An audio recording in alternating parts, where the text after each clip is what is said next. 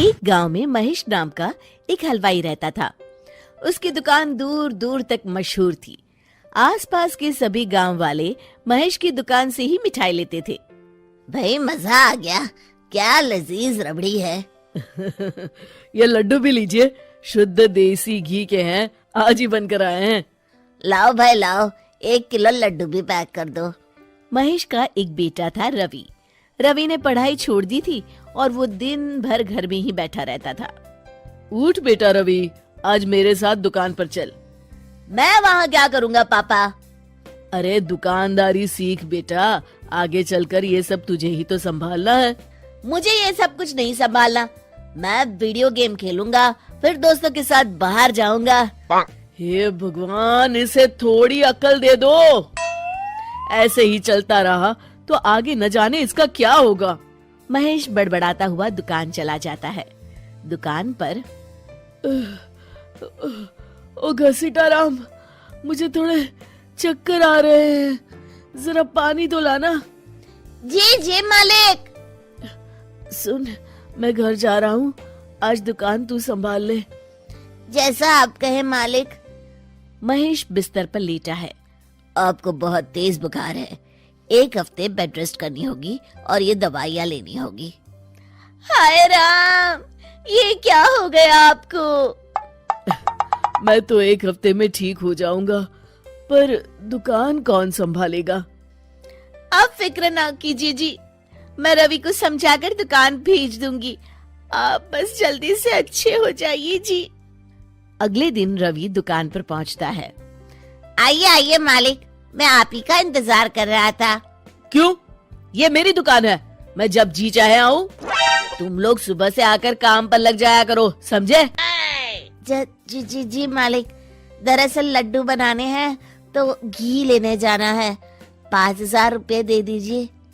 5,000? तुम्हारा दिमाग तो ठीक है? इतने महंगे लड्डू बनाएंगे तो मुनाफा क्या होगा? पर देसी घी भी तो बहुत महंगा है ना मालिक। क्या जरूरत है देसी घी की? डालडा ले आओ। पर मालिक। मुझसे बहस मत करो, जितना कहा गया है करो। और क्या क्या बन रहा है?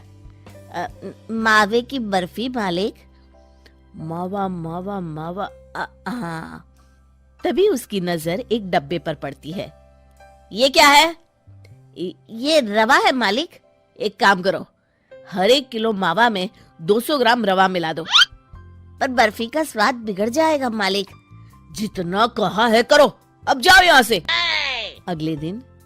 क्या बात है रवि बाबू, आपके पापा दिखाई नहीं दे रहे? अब उनकी तबीयत खराब है।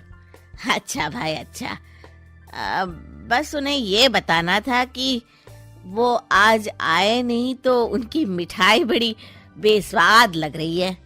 लेना है तो लो, वरना चलते बनो। अरे अरे अरे, ये कोई तरीका है ग्राहक से बात करने का? चलो भाई चलो, यहाँ से चलो। अगले दिन।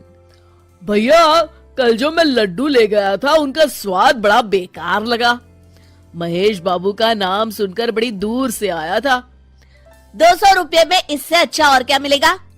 सुबह सुबह मनहूस बातें मत करो। कुछ लेना है तो लो, वरना फूटो यहाँ से। रवि के इस व्यवहार के चलते 2-4 दिनों में ही ग्राहकों का आना कम हो जाता है। मैंने तो सोचा था कि कम पूंजी में ज्यादा मुनाफा होगा, पर यहाँ तो घाटा हो रहा है। आखिर चक्कर क्या है? लगता है ये दुकानदारी मेरे बस की नहीं। महेश ठीक होकर दुकान लौटता है तो घसीटाराम उसे सब कुछ बताता है। हे भगवान, इसने तो मेरी सालों की मेहनत पर पानी फेर दिया। अब क्या करेंगे मालिक? कुछ नहीं, सबसे पहले तुम पहले की तरह शुद्ध और अच्छी मिठाइयाँ बनाओ और मुझे गांव के उन सब लोगों के नाम बताओ जिनसे रवि ने बदतमीजी की। रवि, कल सुबह दुकान पर आ जाना, बहुत जरूरी काम है। मुझे नहीं आना, मैंने 1 हफ्ता दुकान संभाल ली है, अब संभालो आप। दुकान तो तूने जैसे तैसे संभाल ली, पर सीखा कुछ नहीं। कल तुझे बहुत जरूरी सीख देनी है। रवि पैर पटकता हुआ बाहर चला जाता है। अगले दिन। ये ले, ताजी शुद्ध मिठाइयाँ। मैं इतनी मिठाइयों का क्या करूं? इन्हें उन सब के घर देकर आओ जिनसे तुमने बदतमीजी की, और साथ में माफी भी मांग लेना। अरे पर मैंने तो सिर्फ उन्हें। बेटा, घर आया मेहमान और दुकान पर आया ग्राहक भगवान के समान होता है।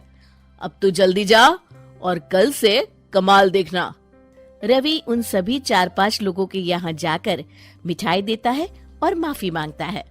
अगले दिन दुकान पर ग्राहकों की भीड़ लग जाती है।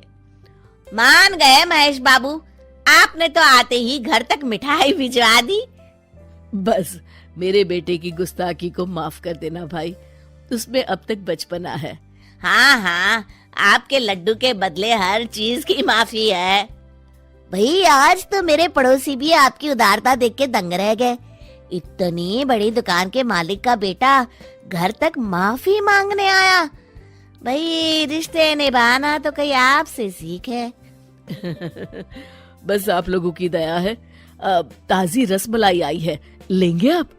हाँ भाई हाँ, 200 ग्राम पैक कर दो। शिक्षा, सफलता पाने के लिए ईमानदार और विनम्र होना बहुत जरूरी है।